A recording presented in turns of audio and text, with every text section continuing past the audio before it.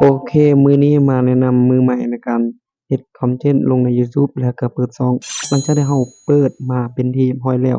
ขั้นตอนที่สำคัญที่สุดก็คือขั้นตอนนี้ ก็คือเราจะต้องไปเบิ่งสำหรับ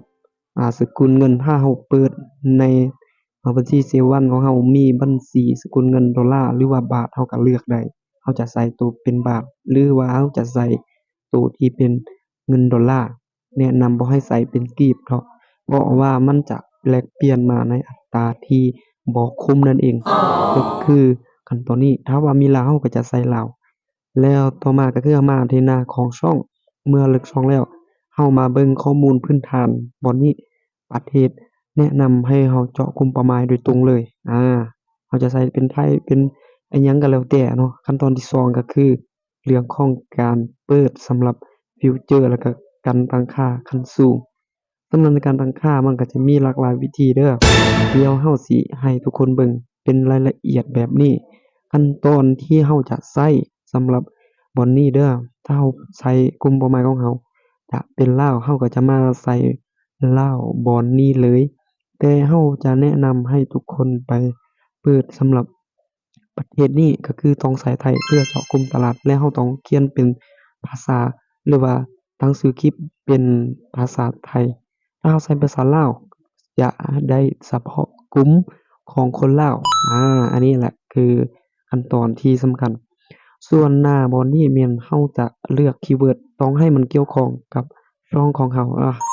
แล้วเรามาเบิ่งการอัปโหลดวิดีโอ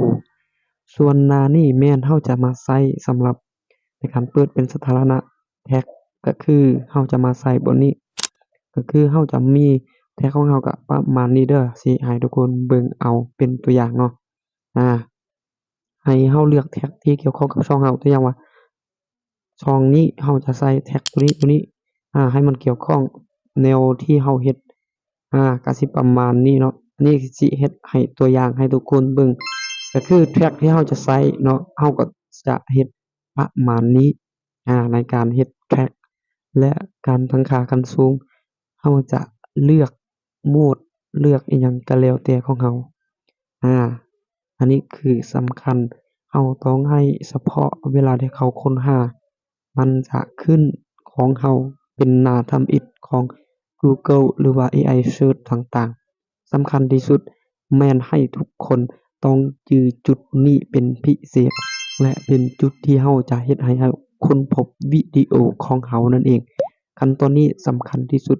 นี่ก็คือตัวอย่างที่เฮ็ดให้กับทุกคนได้เบิ่งว่าแม้นให้เลือกเนาะมันก็จะมี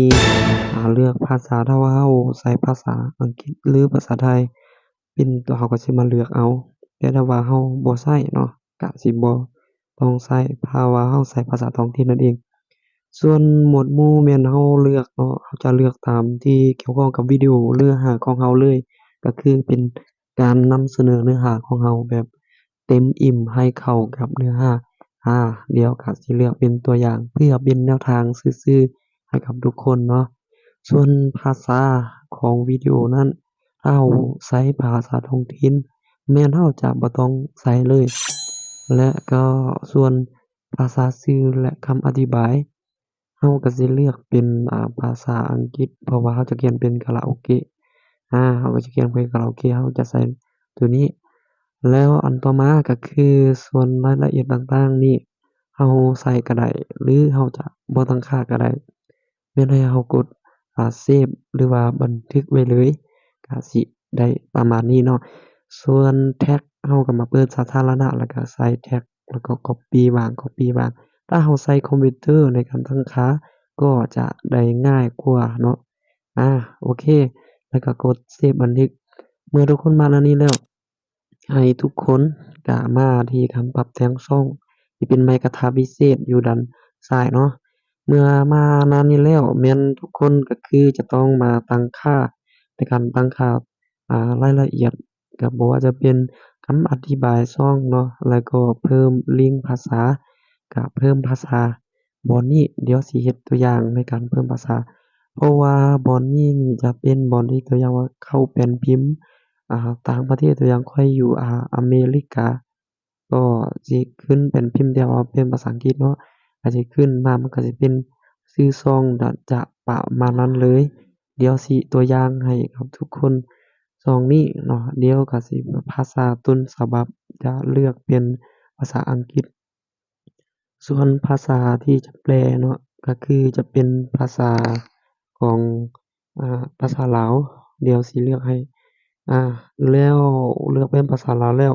แล้วก็กดเซฟบันทึกได้เลยก็สิประมาณนี้ โอเคก็สิประมาณนี้เนาะแล้วก็กดเผยแพร่ด้านขวาบนสุดเนาะอันนี้ก็คือสำเร็จให้ทุกคนไปลองเฮ็ดเบิ่งช่องยูทูบเป็นช่องใหม่เนาะฝากติดตามนำเด้อ